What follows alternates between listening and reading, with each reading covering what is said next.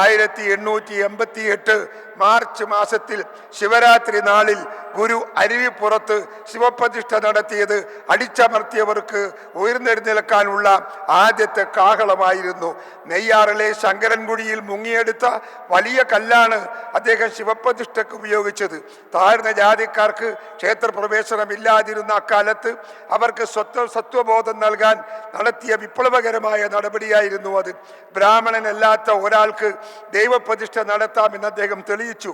സവർണ മേധാവിത്വത്തിനോടുള്ള ഒരു തുറന്ന വെല്ലുവിളിയായിരുന്നു അരുവിപ്പുറം ശിവപ്രതിഷ്ഠയിലൂടെ ശ്രീനാരായണ ഗുരുദേവൻ നടത്തിയത്.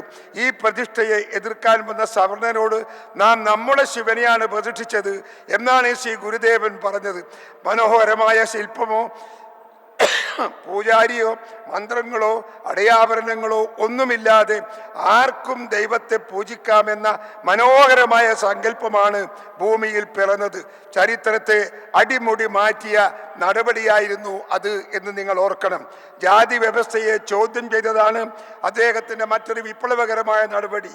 ഇതും അധസ്ഥിതരുടെ മാത്രമല്ല, എല്ലാ മതങ്ങളിലും ജാതികളിലുമുള്ള അവസരുടെയും ബലഹീനതയുടെയും സത്വബോധത്തെ തട്ടിയുണർത്തി ജാതി സങ്കല്പത്തെക്കുറിച്ച് വളരെ ശാസ്ത്രീയമായ ഒരു കാഴ്ചപ്പാടാണ് ഗുരുവിനുണ്ടായിരുന്നത്. ജന്മം കൊണ്ട് ജാതി നിശ്ചയിക്കുന്ന രീതി അദ്ദേഹം അംഗീകരിച്ചിരുന്നില്ല. ജാതി ലക്ഷണം, ജാതി നിർണയം എന്നീ കൃതികളിൽ അദ്ദേഹം തൻ്റെ ജാതി സങ്കല്പം വ്യക്തമാക്കിയിരുന്നു. എല്ലാ മതങ്ങളുടെയും സാരം ഒന്നു തന്നെയാണെന്നും അതുകൊണ്ട് മതം പലതല്ല ഒന്നാണെന്നുമാണ് ഗുരു അനുശാസിച്ചത്. തൻ്റെ മതദർശനത്തെ ഏകമതം എന്നാണ് അദ്ദേഹം വിശേഷിപ്പിച്ചത്. മറ്റാരും ഇങ്ങനെ പഠിപ്പിച്ചിട്ടില്ല. അതുകൊണ്ട് തന്നെ അദ്ദേഹത്തെ മഹാഗുരുവായി കരുതുന്നു. ശിവഗിരി തീർത്ഥാടനത്തോട് അനുബന്ധിച്ചുള്ള യുവജന സമ്മേളനമാണ് ഇപ്പോൾ ഇവിടെ നടക്കുന്നത്. സാമൂഹ്യ മാറ്റത്തിൻ്റെ ചാലകശക്തിയായി യുവജനങ്ങളെ മാറ്റിയെടുക്കുന്നതിനെ കുറിച്ച് ഗുരുവിന് ശക്തവും വ്യക്തവുമായ കാഴ്ചപ്പാടുണ്ടായിരുന്നു.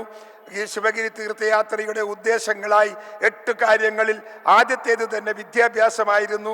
വിദ്യാഭ്യാസം ചെയ്ത് അഭിവൃദ്ധിപ്പെടുക എന്ന് ശ്രീനാരായണ സന്ദേശം കേരളീയ സമൂഹത്തെ അഗാധമായി സ്വാധീനിച്ചു. സാക്ഷരതയിൽ മാത്രമല്ല, പ്രാഥമിക വിദ്യാഭ്യാസത്തിലും സെക്കൻഡറി വിദ്യാഭ്യാസത്തിലും ഉന്നത വിദ്യാഭ്യാസത്തിലും കേരളം മറ്റനേകം സംസ്ഥാനങ്ങൾക്കും ഇന്നും മാതൃകയാണ്.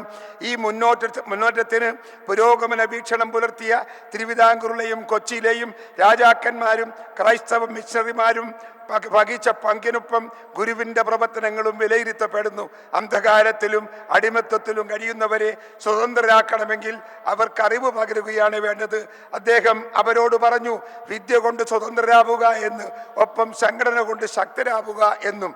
ഈഴവ സ്ത്രീ പുരുഷന്മാരിൽ പ്രാഥമിക വിദ്യാഭ്യാസമെങ്കിലും ഇല്ലാത്തവർ മേലായിൽ ഉണ്ടായിരിക്കരുതെന്നും ആവശ്യമുള്ള സ്ഥലങ്ങളിൽ സമുദായം വഴിയായോ മറ്റു പള്ളിക്കൂടങ്ങൾ, വായനശാലകൾ മുതലായവ ഏർപ്പെടുത്തുകയും മറ്റും ചെയ്യുന്നതിൽ ജനങ്ങളെ പ്രോത്സാഹിപ്പിക്കണമെന്നും ഗുരു നിഷ്കർഷിച്ചു എന്ന ആഹ്വാനവും യുവജനങ്ങളെ ഉദ്ദേശിച്ചാണ്.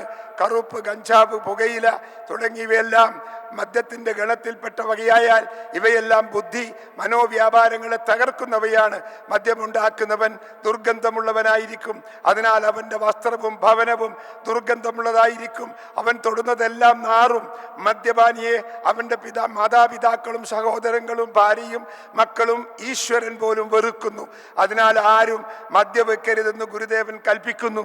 ഗുരുദേവൻ എന്ന മഹാസാഗരത്തിൽ നിന്ന് എൻ്റെ കൈക്കൊമ്പിളിൽ ഒതുങ്ങിയ ഏതാനും തുള്ളികൾ മാത്രമാണ് ഞാനിവിടെ പരാമർശിച്ചു പോയത്. 92ാം ശിവഗിരി തീർത്ഥാടനം നടക്കുമ്പോൾ നാം എവിടെ എത്തിയെന്ന് തിരിഞ്ഞു നോക്കാനും ഈ അവസരം ഉപയോഗിക്കണം.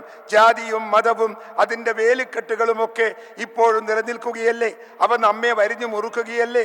ഗുരുദേവന്റെ ആദർശങ്ങളെ മാത്രമല്ല, ഗുരുദേവനെ തന്നെ റാഞ്ചിയെടുക്കാൻ ശ്രമിക്കുന്നില്ലേ? ഒരു ജാതി, ഒരു മതം, ഒരു ദൈവം എന്ന് ഉദ്ഘോഷിച്ച് വിശ്വപൗരനായ ശ്രീനാരായണ ഗുരുദേവനെ സനാതന ധർമ്മത്തിൻ്റെ പേര് പറഞ്ഞ് ചാതുർവർണ്ണത്തിലും വർണ്ണാശ്രമത്തിലും തളക്കാൻ ശ്രമം നടക്കുന്നില്ലേ? ഗുരുദേവനെ അങ്ങനെ ആർക്കും വിട്ടുകൊടുക്കാനാവില്ലെന്ന് നമുക്ക് ഉറപ്പിച്ചു പറയാം. ഗുരുദേവന്റെ ഓർമ്മകൾ ഓളം വെട്ടി നിൽക്കുന്ന ഇത്തരമൊരു ചടങ്ങിൽ പങ്കെടുക്കാൻ സാധിച്ചതിൽ എനിക്ക് അഭിമാനവും ആഹ്ലാദവും ഉണ്ട്. ഇതിന് അവസരം തന്ന സംഘാടകർക്ക് പ്രത്യേക നന്ദി പറയുന്നു. ഇനിയും അവസരം ഉണ്ടാക്കി തരണമേ എന്ന് സംഘാടകരോട് ഞാൻ വേദനയോടെ ത്തോടെ ഞാൻ ആവശ്യപ്പെടുകയാണ്. ഒരു പുതുമ സൃഷ്ടിക്കാനുള്ള ആരംഭം നമുക്ക് കുറിക്കേണ്ടതായിട്ടുണ്ട്. പുതിയ ചെറുപ്പക്കാരെ ഈ